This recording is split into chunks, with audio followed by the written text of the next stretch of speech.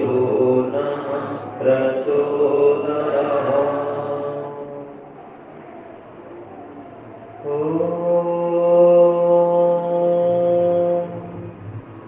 शन्नो देवीरभिषयात्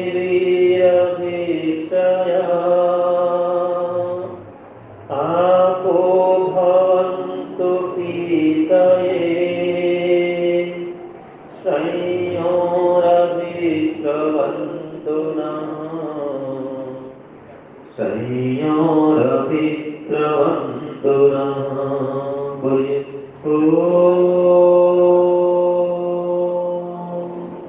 शन्नो देवीरभिषयात्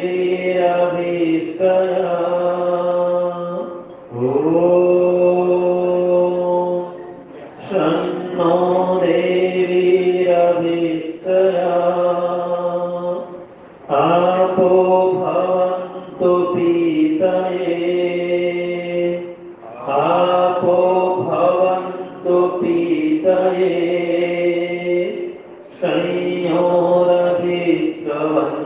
नः संयोरभिस्रवन्तु नः संयोरभिस्रवन्तु नः संयोरभिस्रवन्तु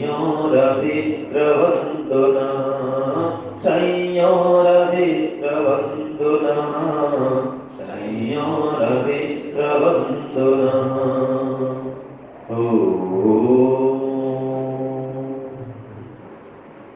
आर्य समाज वड़वान के पवित्र भव्य और दिव्य मंदिर में आज के इस वैदिक सत्संग के कार्यक्रम में मंच पर विराजमान आचार्य श्री दिनेश कुमार जी, जो कि दर्शन योग महाविद्यालय से पधारे हुए हैं, मेरे पास में बैठे पंडित सुरेश जी, जो मध्य प्रदेश महू से पधारे, और हमारे पंडित धर्मवीर जी, जो आर्य समाज पोरबंदर से पधारे हुए हैं। तो आप सभी का इस मंच में स्वागत करते हुए, आप सभी का अभिनंदन वंदन करते हुए, और आर्य समाज वड़वान के अधिकारियों को भी, प्रधान जी हैं, मंत्री जी हैं, सभी अधिकारियों को भी नमन करते हुए, और मातृशक्ति को भी, जो हमारी श्रद्धामयी वंदनीय पूजनीय माताएं बहनें यहाँ बैठी हुई हैं, आप सबको भी श्रद्धा पूर्वक नमन करते हुए मैं आज ये कहना चाहता हूँ कि अगर हम अपने जीवन को सफल बनाना चाहते हैं, सार्थक बनाना चाहते हैं, श्रेष्ठ बनाना चाहते हैं, कृतकृत्य करना चाहते हैं, अथवा ये कहें जो पाना था पा लिया और कुछ भी पाना बाकी नहीं रहा, इस स्थिति को अगर हम पाना चाहते हैं, और जो जानना था जान लिया और कुछ भी जानने के लिए बाकी नहीं रहा, अगर इस स्थिति को पाना चाहते हैं, और जो करना था कर लिया और कुछ भी करना बाकी नहीं रहा, तीन बातें आ गई। जो पाना था पा लिया, जो जानना था जान लिया, जो करना था कर लिया, अब कुछ भी पाना, जानना और करना बाकी नहीं रहा। ये अंतिम स्थिति है ना जी, इसके ऊपर और कोई स्थिति है नहीं। तो इस स्थिति को पाने के लिए क्या करना पड़ता है? जो संसार का सबसे श्रेष्ठ कार्य है, जो संसार का सबसे महान कार्य है, जिससे बड़ा कोई कार्य और नहीं है, उस कार्य को करना पड़ता है। तो संसार का सबसे बड़ा कार्य क्या है बताइए? सबसे श्रेष्ठ कार्य क्या बताइए? बताएं कोई? ईश्वर को प्राप्त करना। बहुत बढ़िया। तो इस ईश्वर को प्राप्त करने के लिए क्या कर्म करना पड़ता है? क्या साधन है?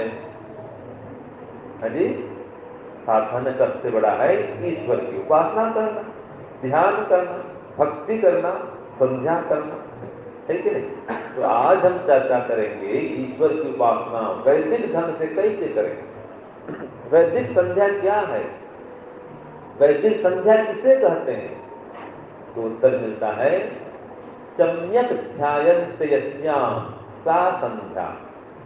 जिस क्रिया के माध्यम से या जिसके द्वारा हम ईश्वर का एकदम बढ़िया ढंग से भली भांति श्रेष्ठ प्रकार से ध्यान करते हैं, वो भी वेद के मंत्रों से, उस क्रिया का नाम है संध्या। तो जिसमें ईश्वर की उपासना करते हैं, ध्यान करते हैं, वेद मंत्र के माध्यम से उत्कृष्ट रूप से, उस क्रिया का नाम है संध्या। संध्या कब करना चाहिए जी?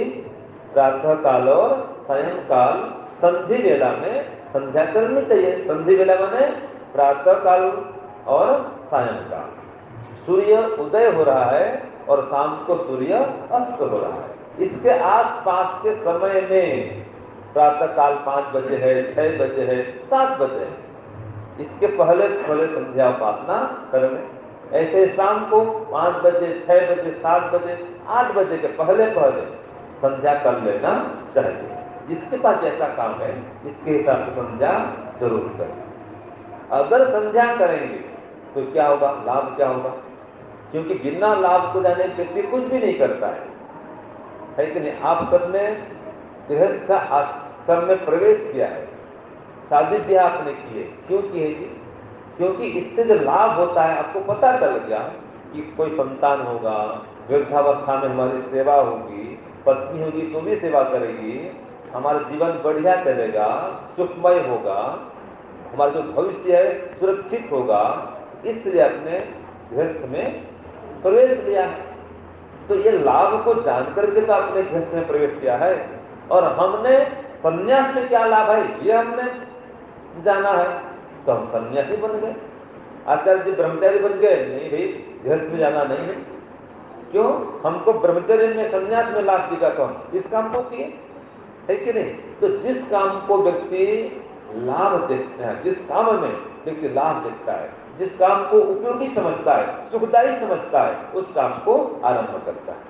तो संध्या करने से, उपासना करने से, ध्यान करने से, संधि वेला में ईश्वर के पास में बैठने से, उसका गुणगान करने से क्या मिलता है, ये जब जान जाएंगे तो कभी भी संध्या उपासना करना नहीं छोड़े। तो सबसे प्रथम लाभ तो ये होगा, जो भी हमारे पंडित जी ने कहा था कि मृत्यु के बंधन से छूटना चाहते हैं, मृत्यु के भय से मुक्त होना चाहते हैं और मोक्ष के आनंद को पाना चाहते हैं, अगर ये आपकी इच्छा है कि मुझे 100% सुख चाहिए, थोड़ा मोड़ा सुख नहीं चाहिए, और सुख भी ऐसा उसमें दुख थोड़ा भी मिला हुआ नहीं हो, ये चाहते हैं तो संध्या उपासना करना अनिवार्य है। जैसे अग्नि पास बैठने से, यज्ञ कुंड के पास में बैठने से, हवन करने से अग्नि आपको ताप पहुंचाती है ना? आप गर्मी का अनुभव करते हैं, आपको प्रकाश मिलता है। ऐसे ही ध्यान में बैठने से ईश्वर से विशेष सुख शांति की प्राप्ति होती है, समस्त दुखों से निवृत्ति मिलती है, माने दुखों का नाश होता है और ईश्वर से ज्ञान, बल, आनंद की प्राप्ति होती है और भी बहुत लाभ मिलते हैं, सहन शक्ति बढ़ती है। तो जो भी संध्या उपासना करेगा उसके अंदर धैर्य बढ़ता है ना? उसका जीवन धर्म से ओतप्रोत होता है, वो यम नियम का पालन करता है, सहनशील बनते हुए परोपकारी होता है, कभी हताश निराश उदास नहीं होता है, हमेशा खुश रहता है, हमेशा प्रसन्न रहता है। उसको देखने मात्र से निराश व्यक्ति भी प्रसन्न हो जाता है, दुखी व्यक्ति भी कुछ देर के लिए शांति का अनुभव करता है।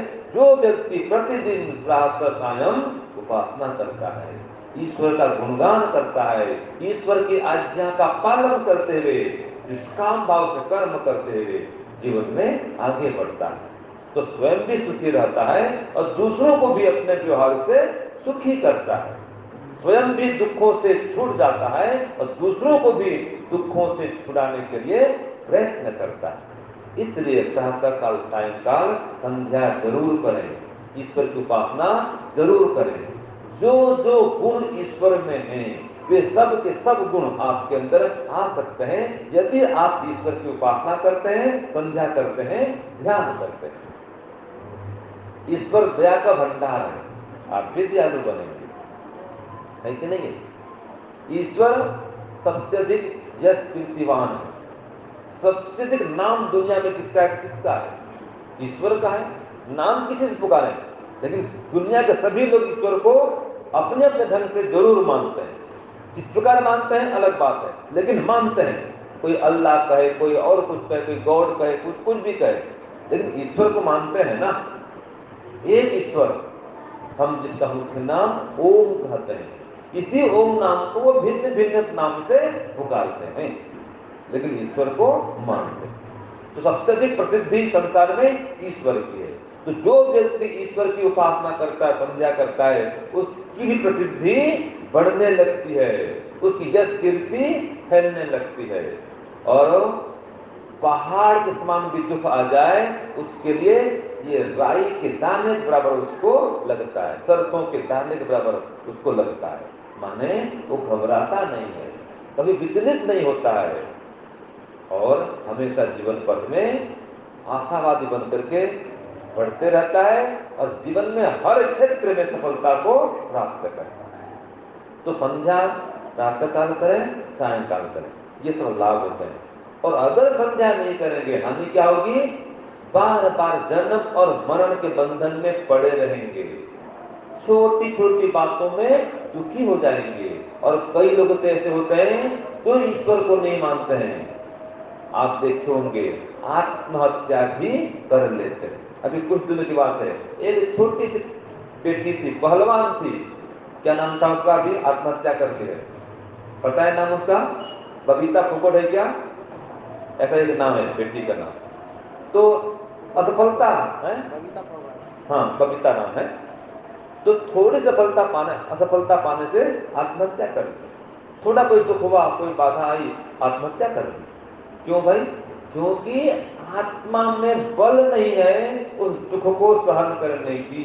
याद रखिए, जो ध्यान करता है, उपासना करता है, उसकी आत्मा में इतनी शक्ति आती है, इतना बल आता है, वो हर दुख को सहन कर जाता है, कभी भी आत्महत्या नहीं करता है, और अपने कुसंस्कारों को, दुर्गुणों को, दुर्व्यसनों को नष्ट करने में समर्थ हो जाता है।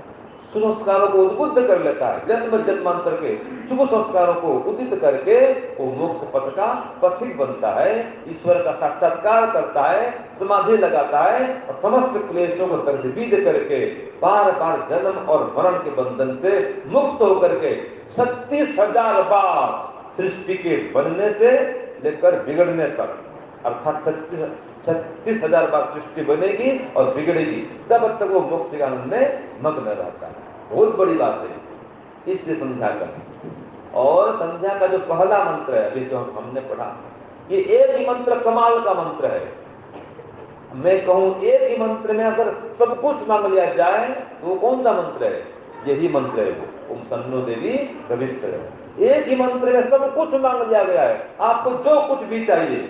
ये पहला लाभ सुनिए, सन्नो देवी रविष्ठया आपको भवन्तु कीर्तये संयोरभि सर्वन्तु नः।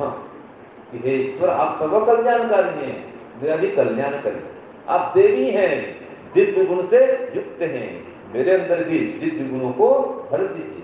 अभिष्टय, जो भी मेरी अभिष्ट मनोकामना है, सांसारिक सुख की इच्छा है, अब देखो इसमें सब आ गया ना, जो भी मेरी सांसारिक इच्छा है या सांसारिक सुख लेने की इच्छा है, उन सब की पूर्ति के लिए मैं प्रार्थना करता हूँ। और आप हे प्रभु, आप सब जगह व्याप्त हैं, तो मैं जहां भी जाऊं मेरी समस्त सांसारिक मनोकामनाओं को आप पूर्ण करिए। मुझे संसार का हर सुख, शांति, आनंद प्रदान करिए। और इतना होने पर भी याद रखिए, कितना ही सुख मिले संसार का, कितनी उन्नति हो जाए, प्रगति हो जाए, धन संपत्ति बढ़ जाए, इससे तृप्ति नहीं होती है, संतुष्टि नहीं मिलती है। पूर्ण सुख इसमें संसार में कभी भी नहीं मिल सकता है, अधूरापन बना ही रहता है। और भोगूं, और खाऊं, और पीऊं, और सुख लूं, ये जो और है, ये भावना बनी ही रहती है, इसमें पूर्णता नहीं आती है। इसलिए अगले शब्द में आया, अगला वाक्य आया, पीतये, ये परमात्मा पूर्ण सुख के लिए भी मैं प्रार्थना करता हूँ, क्योंकि संसार में जो सुख है वो तो अधूरा है, क्षणिक है, नाशवान है, अतृप्तिकारक है, असंतुष्टिकारक है, अशांतिकारक है, न चाहते हुए भी छूट जाता है। कौन अपने माता पिता को छोड़ना चाहता है बताओ? कोई छोड़ना चाहता है? और कौन दादा दादी माँ है, दादाजी है, अपने पोतों को पोतियों को छोड़ के संसार से जाना चाहती है बताओ? कौन माता पिता अपने बेटों को छोड़कर जाना चाहता है बताओ? कोई जाना चाहता है क्या? कोई नहीं चाहता, फिर भी जाना पड़ता है ना। मतलब पूरा सुख संसार में नहीं है, भरा पूरा परिवार, कोई कभी नहीं है, फिर भी छोड़ के जाना पड़ता है। मन संसार सुख में अधूरापन है, पूर्णता नहीं है, नित्य सुख में नहीं है। तो कहा पीतये, हे परमात्मा मुझे पूर्ण सुख प्रदान करने के लिए आप मुझ पर दया करिए और संयोरभिश्रवन्तु नमः, मेरे चारों ओर सुख और शांति समृद्धि की दृष्टि करिए, स्वस्थ बनाइए, मुझे निरोग बनाइए, हृष्ट पुष्ट बनाइए, शोक रहित बनाइए, रोग रहित बनाइए, आयुष्मान बनाइए, बुद्धिमान बनाइए, बलवान बनाइए, ऐश्वर्यवान बनाइए, गुणवान बनाइए, चरित्रवान बनाइए, सभी सद्गुणों से मुझे युक्त बनाइए। ये प्रथम मंत्र में है। तो हे परमात्मा मुझे संसार का भी हर सुख दीजिए और संसार के समस्त दुखों से मुक्त भी करिए, आपके मोक्ष के आनंद को प्रदान भी करिए। यही जीवन का लक्ष्य है कि नहीं है? अब इस लक्ष्य को पाने के लिए हम प्रार्थना करते हैं ओम वाक वाक ओम प्राण प्राण, कि हे परमात्मा आप मेरे शरीर को स्वस्थ बनाइए, सभी अंगों को इंद्रियों को स्वस्थ बनाइए, निरोग बनाइए, हृष्ट पुष्ट बनाइए, जिसमें कोई विकार न आए। तो कहते हैं वाक वाक प्राण प्राण, ये प्रार्थना करते हैं। फिर शरीर से स्वस्थ हो गए, निरोग बन गए, हृष्ट पुष्ट हो गए, तो कभी किसी अंग से गलत काम नहीं करते हैं, इसलिए इनको पवित्र भी कीजिए। तो प्रार्थना करते हैं ओम भू पुनातु शिरसि, ओम भू अपनातु नेत्रयोः। पुनातु माने पवित्र कर दीजिए। तो मेरे आंखों को, कानों को, मुख को, कंठ को, हृदय को, नाभि को, हाथ को, पैर को ओम खम ब्रह्म पुनातु सर्वत्र, मेरे समस्त अंगों को आप पवित्र कर दीजिए। इसलिए मैं आपसे प्रार्थना करता हूँ। इसको बोलते हैं मार्जन मंत्र। आप बर्तन मांजते हैं ना, तो क्या होता है मांजने से? बर्तन साफ होता है, स्वच्छ होता है, चमक जाता है। ऐसे मार्जन मंत्र के माध्यम से हम अपने इंद्रियों को चमकाते हैं, शुद्ध करते हैं, पवित्र करते हैं, निर्मल उज्ज्वल करते हैं, विमल करते हैं। ये मार्जन मंत्र की महिमा है। फिर प्राणायाम करते हैं ओम भू ओम भू ओम स्व। प्राणायाम करने से आयु बढ़ती है, शरीर स्वस्थ होता है कि नहीं? जो अंतरिक विकार हैं वो नष्ट होते हैं, नाड़ी भी शुद्ध होती है, नाड़ी भी शुद्ध। तो प्राणायाम करने से आत्मबल बढ़ता है, आत्मा का कल्याण होता है, इसलिए प्राणायाम करना चाहिए। रोग प्रतिरोध की क्षमता आती है, रोगों को नष्ट करने की शक्ति मिलती है, साहस मिलता है, धैर्य मिलता है। ये सब लाभ होता है प्राणायाम करने से। वो मंत्र है। इसके बाद में आता है अघमर्षण मंत्र। अघ माने पाप, मर्षण माने मसलना। तो सभी पापों को हम नष्ट करें, मसल दे माने नष्ट कर दें, इसके लिए इन मंत्रों से हम चिंतन करते हैं कि हे परमात्मा आप कैसे हैं? ऋतं च सत्यं चाभिद्धा तपसुद्ध जायत ततो रात्रि जायत तथा समुद्रो अर्णव। ये 3 मंत्र है इसमें है। ये पहला मंत्र है, फिर दूसरा, फिर तीसरा। तो इनमें कहा है हे परमात्मा आपने वेद ज्ञान को और ये जगत को, कार्य जगत को उत्पन्न किया है। आप अनंत बलवान हैं, अनंत जानवान हैं, अनंत स्मृतिवान हैं। यथा पूर्वम अकल्पयत, लास्ट में आता है ना, जैसे आपने पहले बनाया था ऐसे भी सृष्टि आपने बनाई है। और एक शब्द आता है मिशतो वसी, सहज रूप से आपने इस विश्व ब्रह्मांड को बना करके वश में किया हुआ है। तो कितने बलवान हैं आप, और वेद जान दिए हैं तो सर्वज्ञ हैं, कितने ज्ञानवान हैं देखो। और कितने स्मृतिवान हैं कि कल्प कल्पांतर में जैसे आपने पहले ये पीपल का पेड़ बनाया था, जो उसमें बीज था, जो प्रक्रिया थी, आज भी वही है। जैसे आंवला पहले था आज भी वही आंवला है, जैसे बिच्छू सांप पहले थे आज भी ऐसे ही है। किसी में कोई अंतर आता नहीं है, कोई भूल चूक करते नहीं है। तो हम जो भी कर्म करते हैं जब तक उसका फल आप देते नहीं है तब तक उसको भी भूलते नहीं है, और बलवान है, डरते भी नहीं है, कोई आप घूस नहीं लेते हैं, पक्षपात नहीं करते हैं, पूरा पूरा न्याय करते हैं। तो आप सब कुछ जानते भी हैं, आपसे कुछ छुपा हुआ भी नहीं है। तो हे परमात्मा, हम आपसे छुप कर कोई काम नहीं कर सकते, जो भी काम करते हैं आप जानते हैं, तो हम कोई पाप करके बच भी नहीं सकते, और जब तक दंड देते नहीं है भूलते भी नहीं है, इसलिए हम कोई पाप कभी भी कहीं भी नहीं करें, ऐसे आपसे प्रार्थना करते हैं। यह अगमर्षण मंत्र। फिर बाद में आता है मनसा परिक्रमा मंत्र। इसमें मन के माध्यम से हम चारों ओर ईश्वर को याद करते हैं, चारों ओर नहीं, ऊपर भी और नीचे भी। पूर्व पहले प्राची बने पूर्व की ओर, दक्षिणा दक्षिण की ओर, प्रतीचि पश्चिम की ओर, उदिचि उत्तर की ओर, ध्रुवा नीचे की ओर, ऊर्ध्वा ऊपर की ओर। समस्त दिशाओं में हम ईश्वर को अपना स्वामी स्वीकार करते हैं, इंद्र के रूप में, वरुण के रूप में, अग्नि के रूप में, बृहस्पति के रूप में। ऐसे परमात्मा को भिन्न भिन्न गुण के माध्यम से हम ईश्वर को अपना स्वामी स्वीकार करते हैं, रक्षक स्वीकार करते हैं, और उनको बार बार नमन करते हैं। जो हमसे द्वेष करता है, जिससे हम द्वेष करते हैं, उस द्वेष को नष्ट करने के लिए भी प्रार्थना करते हैं, संकल्प करते हैं। और जो परमात्मा ने ये भिन्न भिन्न प्रकार के पदार्थ बनाए हैं, उनको भी हम अपना आभार प्रदान कर प्रदर्शित में प्रकट करते हैं प्रति, कि ये सूर्य है, इसकी किरणें हैं, जल है, विद्युत किरणें हैं, ये पेड़ पौधे हैं, लता बेल आदि भी हैं, विद्वान गण हैं, ये सब हमारे लिए बाण समान रक्षक हैं। तो तेभ्य नमो अधिपतिभ्यो नमो कहते हैं कि ये परमात्मा, हम आपको तो नमस्ते करते हैं, अर्थात आपके अनुकूल बनते हैं, और जो आपके बने हुए बनाए पदार्थ हैं इनको भी नमस्ते करते हैं। तो सूर्य किरण को नमस्ते करें, विद्युत किरण नमस्ते करें, वर्षा के बूंदों को नमस्ते करें। वो नमस्ते कैसे करेंगे? पेड़ पौधों को नमस्ते करें, लता बेल को नमस्ते करें। इसका मतलब क्या है? इनकी अनुकूलता को हम देखें कि हमारे द्वारा ये नष्ट न हो, हम इनके अनुकूल चलें और इनको भी अपने अनुकूल बनाएं। ये है तेभ्यो नमो अधिपतिभ्यो नमो, ये कहलाता है मनसा परिक्रमा मंत्र। और योस्मान दृष्टि, जो हमसे द्वेष करता है या जिससे हम द्वेष करते हैं, उस द्वेष को हे परमात्मा आपके न्याय रूपी जबड़े में रखकर हम विनष्ट करते हैं, ये प्रार्थना है।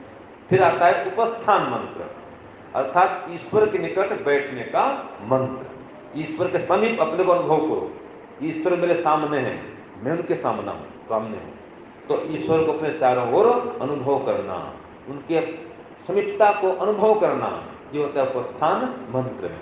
तो ईश्वर को अपने निकट अनुभव करते हुए क्या मंत्र आता है? ओम उद्वयम तमसस्परि शुभ पश्चिम पुत्रम। हे परमपिता परमात्मा, हम अत्यंत श्रद्धा पूर्वक आपकी उपासना करें, ध्यान करें, और अज्ञान से, अविद्या से पृथक होते हुए आपकी ज्ञान को, विद्या को, आनंद को प्राप्त करें, और आपके सानिध्य को प्राप्त करके समस्त दुख से छूट जाए। इसलिए निश्चित रूप से अच्छे प्रकार से हम आपकी उपासना करें, आप सर्वज्ञ हैं ये भी अनुभव करें, और आप देवों के देव परमात्मा को प्राप्त करने के लिए प्रयत्नशील रहें। इसीलिए आपके ध्यान में, उपासना में, संध्या में नियमित रूप से बैठते रहें। आप देवों के देव हैं, ये जो सूर्य चंद्र हैं, वेद के मंत्र हैं, आपकी सत्ता को सिद्ध कराते हैं। इनके माध्यम से हम आपका अनुमान करें, कभी नास्तिक न बने, आपके प्रति अविश्वास पैदा नहीं करें, आपके प्रति श्रद्धा को, विश्वास को बढ़ाते हुए हम संध्या उपासना करते रहें। फिर चित्रम देवानाम, ये मंत्र है कि हे परमात्मा चित्रम है, माने विचित्र है। आज हम गए थे कच्छ के छोटे रण में, जैसे आगे आता है ना, तो इतना बड़ा मैदान, मैदान ही मैदान, कोई आगे जहां भी देखो सब जगह पानी पानी दिख रहा है, जल ही जल, और जाने पर कोई जल नहीं है, लगता है सामने नदी भरी पड़ी है।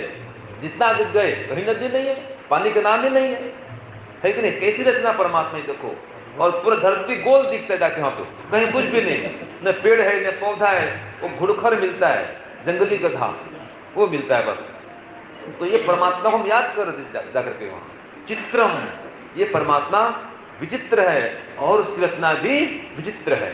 वो परमात्मा ही हमारे काम को, क्रोध को, राग को, द्वेष को, सब दोषों को नष्ट करने का हमें बल प्रदान करता है।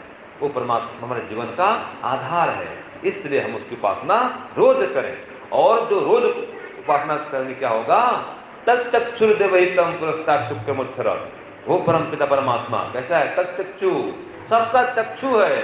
चक्षु माने देखने वाला और दिखलाने वाला भी है, सबको देखता तो है और सबको देखने की शक्ति भी प्रदान करता है, वो दिखलाता भी है। और देवहितम, विद्वानों का कल्याण करने वाला है, हित करने वाला है। सृष्टि के पहले भी बाद भी हर समय शुद्ध स्वरूप होकर के विद्यमान रहता है। ऐसे परमात्मा की कृपा से हम 100 साल तक देखते रहें, सुनते रहें, बोलते रहें, कभी दीनहीन अधीर बन के नहीं रहें और 100 साल से अधिक भी देखते सुनते हुए रहें, ये प्रार्थना करते हैं। और लास्ट में हे ईश्वर दयानिधे, ये परमात्मा आप दया के भंडार हैं, आपकी दया से, आपकी कृपा से हम धर्म, अर्थ, काम और मोक्ष को प्राप्त करें, तभी जीवन सफल होता है। तो जो व्यक्ति ध्यान करता है, संध्या करता है, तो धर्म, अर्थ, काम, मोक्ष को प्राप्त करता है। 100 साल की आयु को प्राप्त करता है। कैसे? 100 साल तक देखते हुए, सुनते हुए, बोलते हुए, चलते हुए, अपने समस्त काम को करते हुए 100 साल तक जीवित रहता है और 100 साल से अधिक भी रहते हुए वेद का प्रचार प्रसार भी करता है। बताओ आपको चाहिए ये? 100 साल तक देखते रहो संसार को, खाते रहो, पीते रहो, स्वस्थ रहो, है कि नहीं है? ये हम प्रार्थना करते हैं संध्या में। और लास्ट में परमात्मा धन्यवाद करते हैं, ओम नमः शंभुवाय च, ये जो मंत्र बोलते हैं, हे परमात्मा आप कैसे हैं, सुख स्वरूप हैं और सुख देने वाले हैं, धर्म स्वरूप हैं, धर्म काम में हमको नियुक्त करने वाले हैं, अत्यंत मंगल स्वरूप हैं, कल्याण स्वरूप हैं और हमारा भी कल्याण अत्यंत मंगल करने वाले हैं। इसलिए हम आपको बार बार नमस्ते करते हैं, आपके शरण में आते हैं। हे प्रभु आप हमें आध्यात्मिक दुख, आदि भौतिक दुख और आदि दैविक दुख, तीनों दुखों से हमको छुड़ा दीजिए, ऐसे आपसे प्रार्थना करते हैं। ये संध्या के मंत्रों का सार आपको मैंने बता दी। इस प्रकार से संध्या करेंगे तो जीवन में दुख से छूटेंगे, परम सुख को पाएंगे और मोक्ष के आनंद का भी पान करेंगे। इसलिए संध्या उपासना जरूर करें, इसी से आत्म कल्याण होता है, ईश्वर का साक्षात्कार होता है और व्यक्ति जन्म और मरण के बंधन से छूट जाता है। ओम शांति, ओम शांति।